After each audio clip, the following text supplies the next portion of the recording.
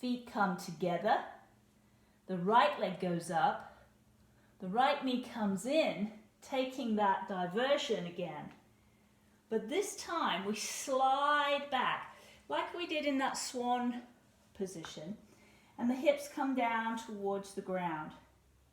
Now we've got lots of variations here.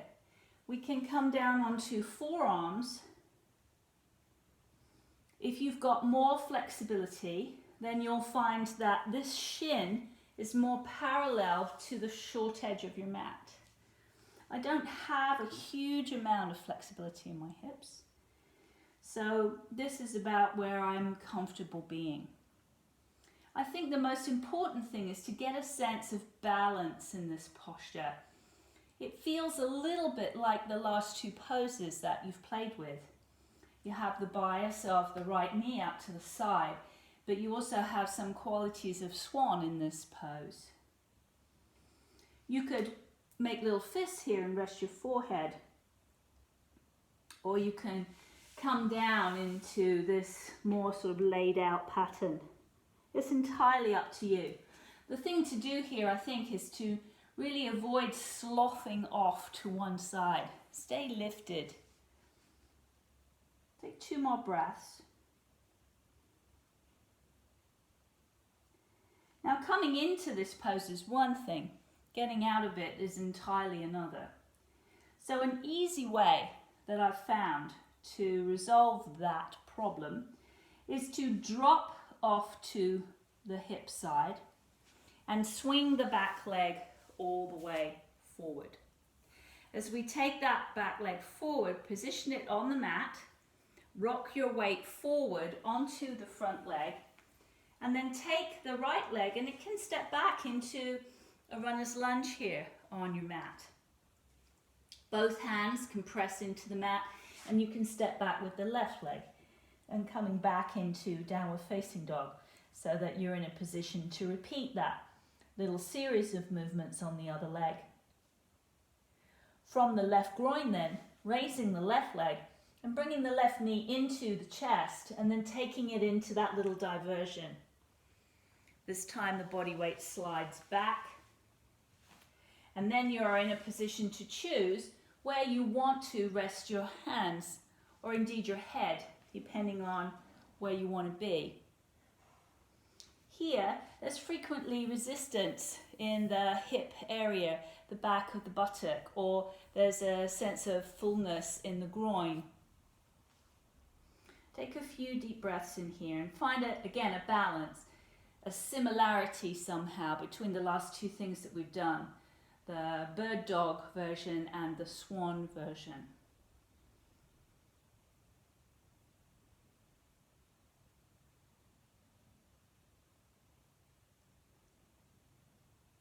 Allowing the hip then to drop off to one side. Sweep the right leg around and position it on the mat so that you can put some weight into it. Send yourself forward and step back with the left leg. So we've got runner's lunge briefly and then back into dog. Stepping the feet together, the right leg raises, the right knee comes into the chest, and as before, it sets itself up with that little bias to external rotation. We slide out on the ground. But this time we start with a little variation. Instead of going down towards the floor, here we begin to think about developing a bit more of a back bend. The pelvis is tipping forward towards this knee and towards the short edge of your mat.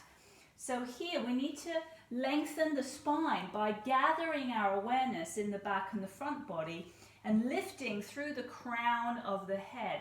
We don't want to push away from the floor, but we're getting a sense of engaging the muscles in the back and the front body to both extend the spine and also to give the trunk a little bit more axial length. Take another breath.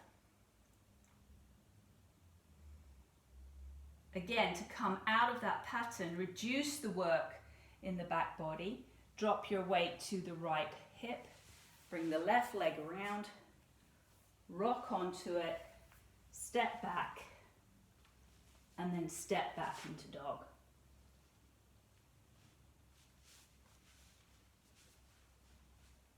Left leg raises, left knee comes in, takes a side turn, we slide back, but this time not going down to the mat, rather lengthening through the spine. And just seeing which side feels more flexible, more able to make the movements that you're requiring from your trunk. Lifting through the crown of the head and extending the spine, getting a little bit of a back bend. Take another breath in here.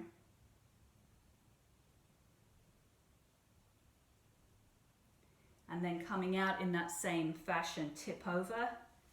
The right leg comes around, rock your weight on, step back, and step back into dog. So let's do one more variation of this pigeon pose, Raja Kapotasana. The right leg raises again, you're familiar with this pattern.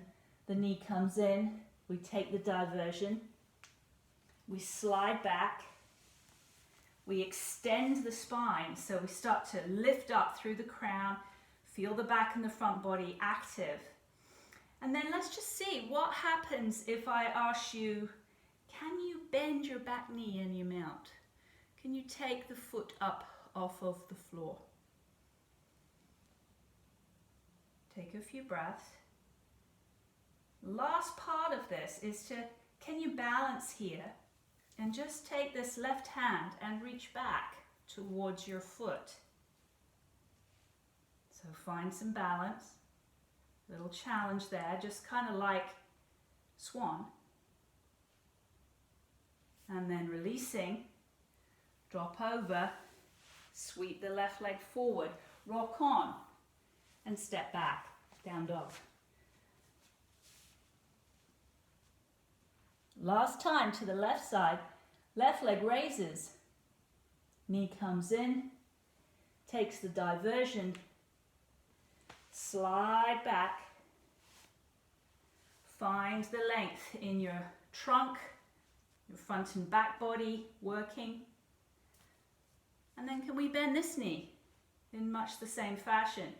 Bending the knee. Can we then find some balance here and reach back with the right hand towards the foot? And here we come into a version of Raja Kapotasana, King Pigeon. One more breath. And releasing it out. Ooh. Tipping, rocking the leg around, and stepping back into downward dog for the last time.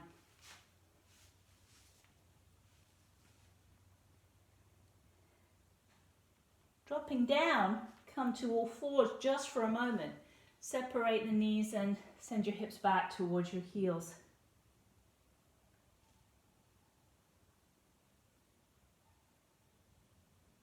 Ease yourself forward and up. And sit down.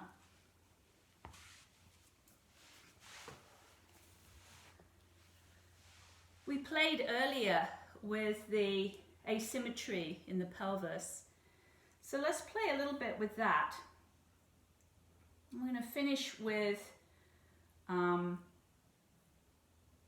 Shirshasana, which is one of my favorite poses. Take your left hand onto the inside of the left knee and draw it back. Just guide the left foot to the inside of your right leg. Now when you do that, you turn the pelvis slightly. You have to, just very slightly this way, but the pose goes that way. So what benefits us here and what helps us to use the spine in a functional way is actually to shorten this leg a little bit. And the way that we're going to do that is draw the right sit bone back slightly, just a little. That presents the pelvis a little more square towards the short edge of your mat. Inhale and float yourself up. And as you exhale, dive the arms forward and down towards the right leg. Now you could be anywhere here. It's going to depend on hamstring length, this one, I'm afraid. So you would have benefited a little bit from pigeon pose. A secondary gain from pigeon pose is not just as a hip opener, but also it gives you a little longer hamstrings. So you might be aware of that. Take a few breaths, don't force anything. It's about being able to create some space.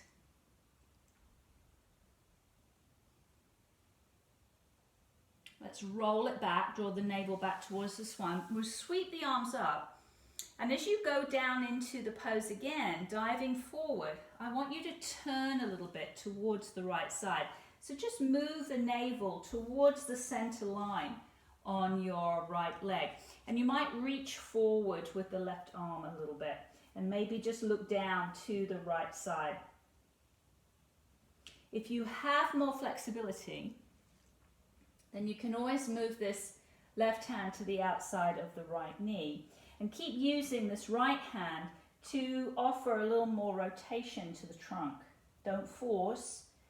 Let the head just work as a natural extension of the spine. The head can't create the rotation by itself. That has to come from the center of your trunk. One more breath. As you exhale that breath, windmill yourself up, bring yourself all the way into center and help the left knee to come up and into the middle. Separate your feet here and let's offer a neutral to the spine, just coming up and exhaling forward into a soft forward fold. As you come into forward fold, see if you notice any different feedback between the information coming from the back of the left leg and the back of the right leg. Is one hamstring feeling just a little tighter than the other? Just notice. Again, navel comes back towards the spine, roll it up. Bring the legs together, and the right hand comes onto the inside of the left leg, and the inside of the right leg, and offers the right foot to the inside of the left thigh. Again, as we've taken that knee back, we'll have rotated the pelvis to the right side slightly, but actually the pose requires us to go in that direction. So the way that we offer a neutral to the pelvis is to drive this left sit bone back just very slightly, and that will even things out for you. Inhale, fly up, and as you exhale, let's come forward and down, just softly. Doesn't matter where you are, where you come to. Make it easy for yourself.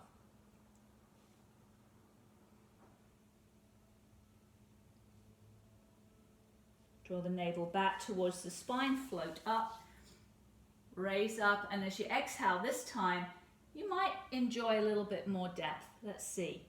Turn your trunk a bit more towards the left side. The right hand can come closer to the inner left ankle. We can use this left hand to help facilitate the rotation, turning. And those of you that have a bit more flexibility, you could even take your right hand to the outside of the left leg. And take a few breaths there.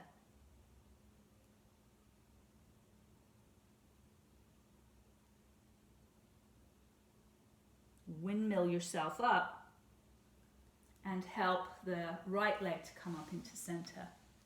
Separate the feet again and rolling the arms up, dive yourself forward and down towards the feet. Inhale, lengthen the spine, get a little bit longer. So here, as you look up, you'll create a little bit of contraction in the back, and as you soften and drop the crown of the head towards the floor, you'll be able to enjoy a little deeper forward fold. Again, bring your awareness to the backs of the legs.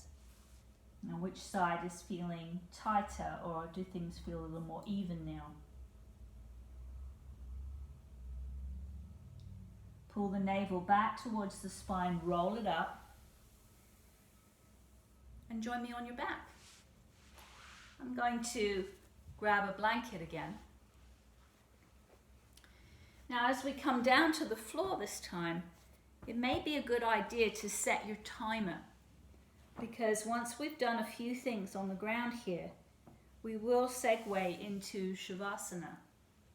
And if you set your timer for 10-15 minutes, then you'll be able to just relax knowing that your timer will bring you back.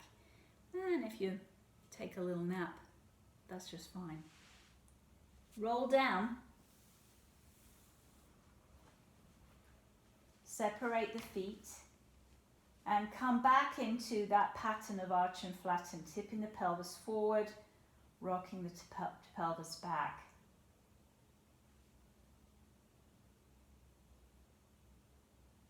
Notice the quality of the movement now. Is it different to what you were experiencing earlier?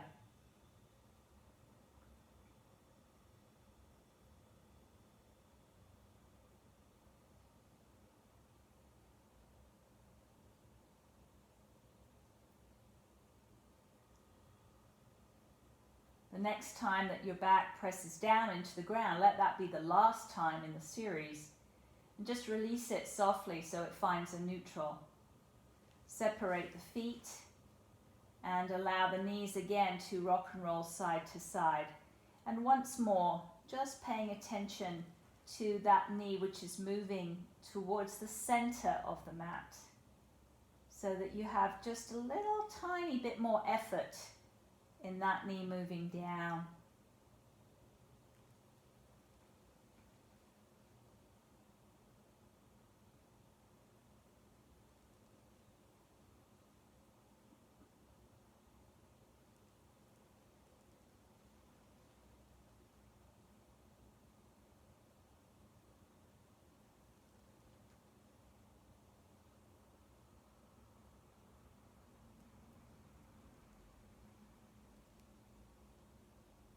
Coming back into center this time, heel toe the inseams of the legs together and bring the right leg, cross it over the left leg so that the knees are in what I call a secutaries cross. So it's a real crossover. And then begin to drop the knees just to the left side. Just go to the left side a few times. Tip over to the left.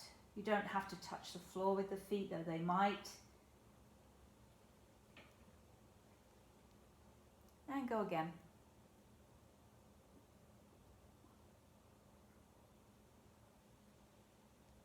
Let's take one more.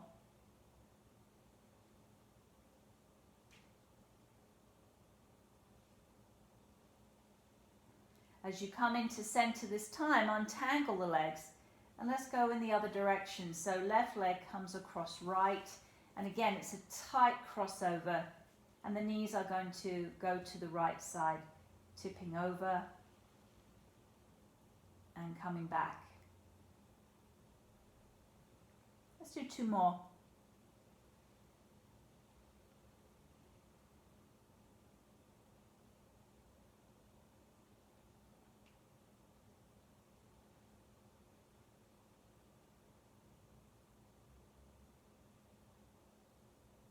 Untangle this time, separate the feet, and just a very gentle arch and flatten, just a couple in here to sort of neutralize your spine.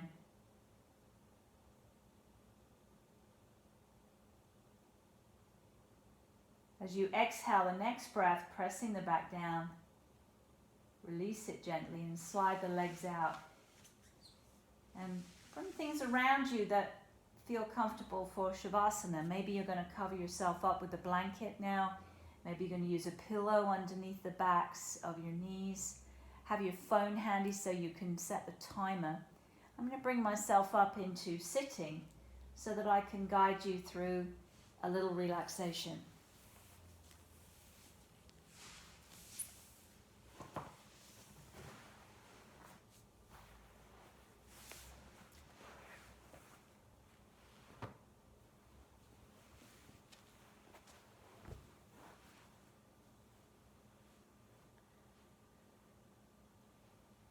Take a few deep breaths then.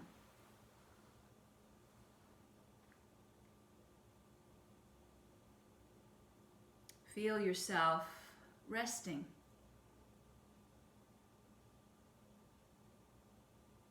Allow your body to be heavy in the ground. Feel the weight of your bones.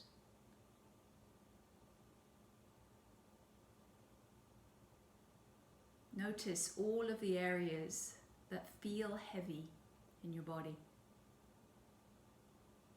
Your feet, your hips, your arms, your head.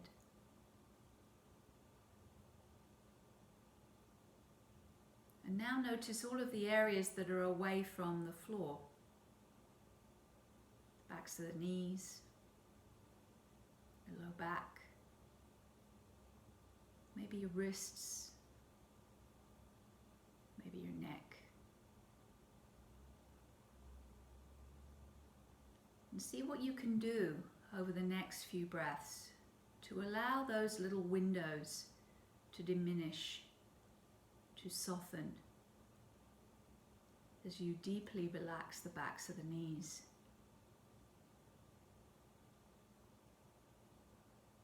As you let the tension in your back melt.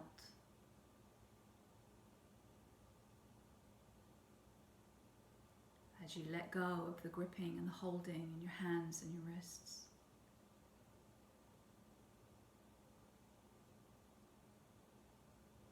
Let your breath melt the muscles in your neck, releasing tension, stress, anxiety.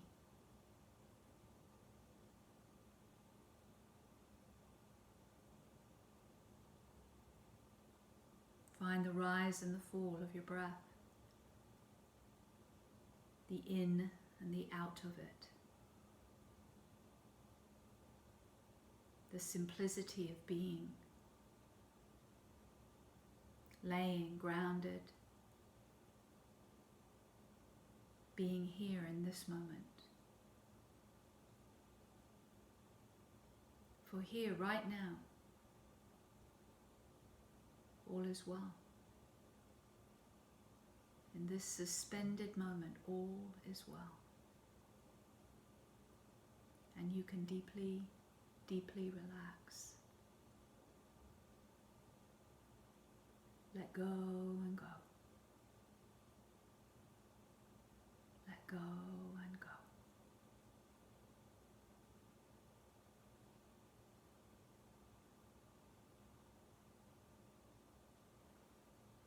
Namaste.